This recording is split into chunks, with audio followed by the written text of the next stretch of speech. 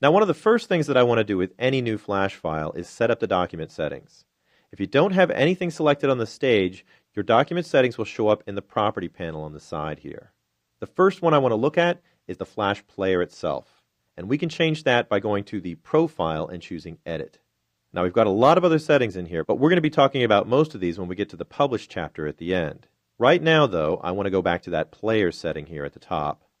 And as you can see, we can set for any version of the Flash player that's ever been made. Now, in most cases, you're going to want to stick with the up-to-date ones. But for some projects, you'll need to target an older version of the player so that more people can watch your movies. And if you need to do that, you can just select it right here at the beginning. If you select an older version of the player before you get started on making your movie, Flash will actually alert you as to which settings work with that version of the player. If you wait too long, you're going to have to figure all those out yourself. Now, notice we can also target versions of the mobile player, that's Flashlight down here at the bottom, and the new Adobe Air, which allows me to take my Flash movie and deliver it as a compiled application that my user can install. For our movie, we're just going to leave it at Flash Player 10, and I'm going to click OK. Now, the other document setting that I want to set up usually at the beginning is my stage size. We have a default size set of 550 pixels by 400 pixels, but I can change that once again by going to the Edit button, and we'll just type in a new number for the dimensions.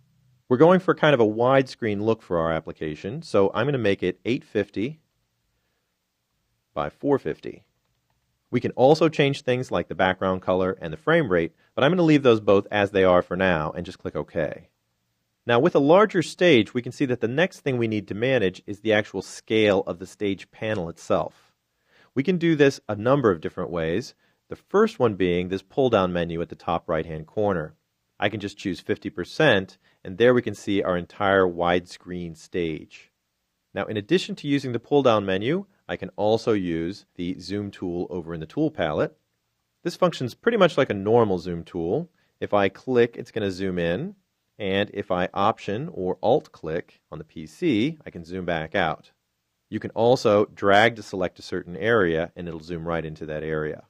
Now, right next to the Zoom tool, we've also got the Hand tool, and that's going to allow me to pan or move the stage window around the screen. Now, this is important because I want to be able to move the stage window and not the items on the stage itself. I can do this at any zoom level and make sure that I've got the area that I'm working on right in front of me.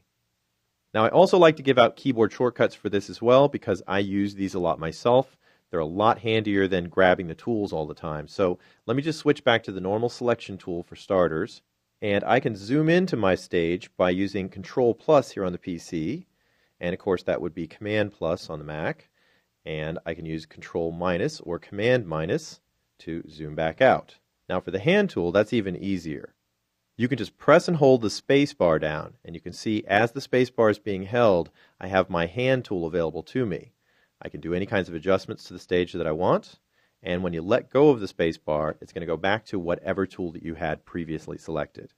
Now that's going to work everywhere in the program except when you're typing text, because of course the space bar is going to give you a space.